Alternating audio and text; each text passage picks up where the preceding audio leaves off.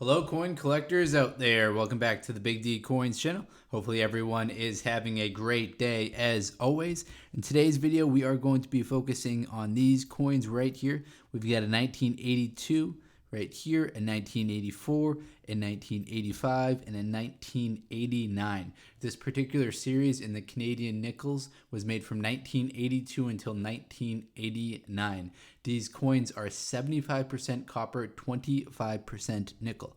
And I've got an older one right here from 1977 to use as an example because these ones from 65 to 81 were actually all nickel. These are 100% nickel on the left part right here.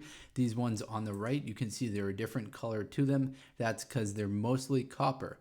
They're 75% copper, 25% nickel, compared to these ones, which are 100% nickel. As a result, they're going to have different weights to them and different values to them as well. The ones that are going to be this combination right here of the copper nickel are going to weigh 4.6 grams. The one on the left, the earlier dated ones, are going to weigh 4.54 grams.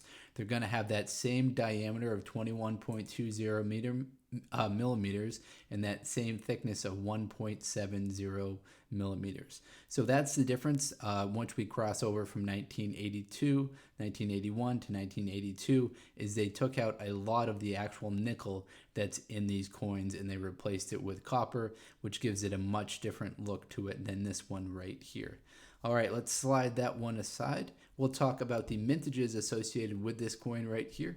In the year 1982, there were 105,539,000 of these coins that were made for circulation. They also made an additional 180,908 of them that were proof coins. So those proof coins are going to have a nicer strike to them and a bit shinier, glossier finish to the actual coin. Now, this isn't the highest year in the series. The highest year is actually 1985, which I've got one of those that we'll look at a little bit later as well.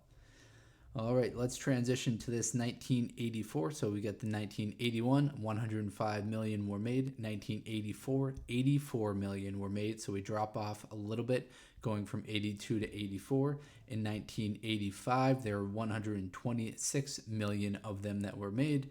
And then actually, this is the highest year right here, 1989.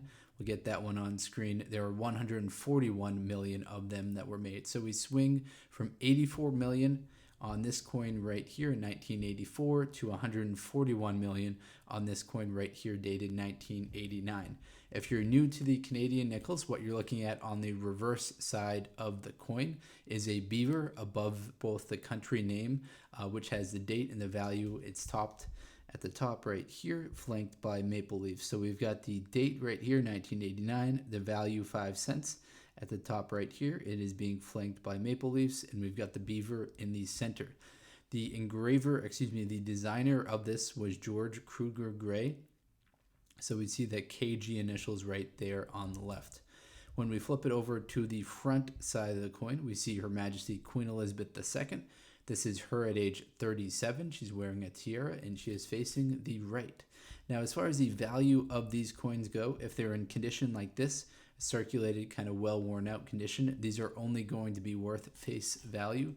Now, keep in mind, 5 Canadian cents is worth about 0.37 United States cents, so 3.7 United States cents for every 5 Canadian cents.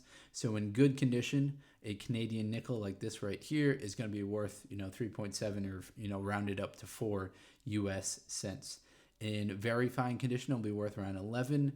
Extra fine, 20 cents. Once you get up into the uncirculated condition, it'll be worth around 68 cents, which is a nice return on your investment from a nickel, but probably not worth going through the hassle of getting that graded and then trying to sell it if you're only going to make $1 or $2, because it's a lot of time and effort that goes into the coin grading process. We've got the 1989. We've got the 1985. Now the values on all of these from 82 until 89 that are the copper nickel clad combination, those are all going to be worth around the same, 25 cents or so in the about uncirculated, and then $1 to 50 cents to $1 in the uncirculated condition. So we've got the 1989, the 1985, the 1984, and then the 1982 Canadian nickel. All right, everyone, that's all the info that I've got for you today. Hopefully you enjoyed watching this video. If you are into coin collecting, please do check out some of the other videos on this channel. Thank you very much, and best of luck coin collecting out there. Enjoy.